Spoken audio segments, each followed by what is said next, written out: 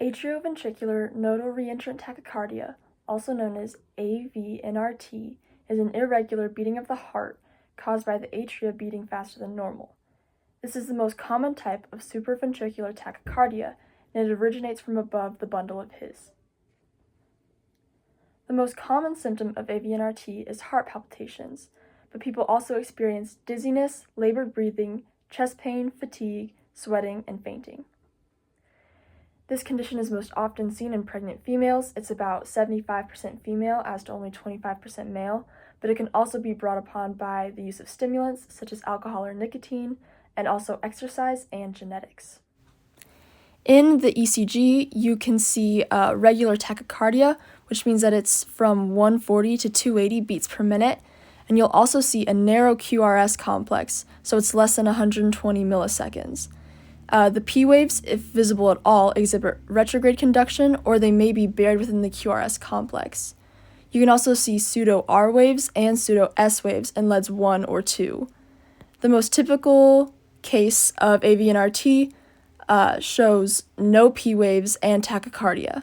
And in this image, you can see that the top strip is a normal sinus rhythm, and then the bottom strip is AVNRT, and you can see the pseudo-R wave, which is circled in LED 1 during tachycardia. Besides the ECG, doctors most commonly use blood tests to help diagnose AVNRT. They run a thyroid function test to test for an overactive thyroid, which increases the risk of AVNRT. They also test for electrolytes for disturbances in potassium, calcium, and magnesium. They also look for cardiac markers if there is a concern that a heart attack has occurred either as a cause or as a result of the AVNRT. This is usually only the case if the patient has experienced chest pain.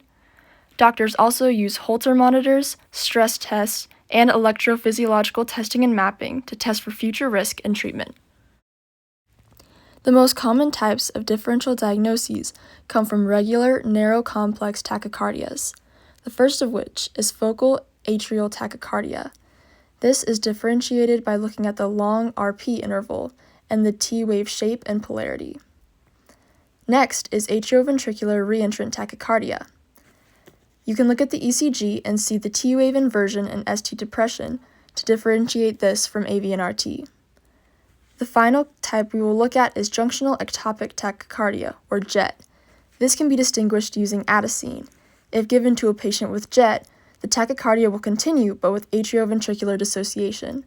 If given to a patient with AVNRT, it will terminate the arrhythmia.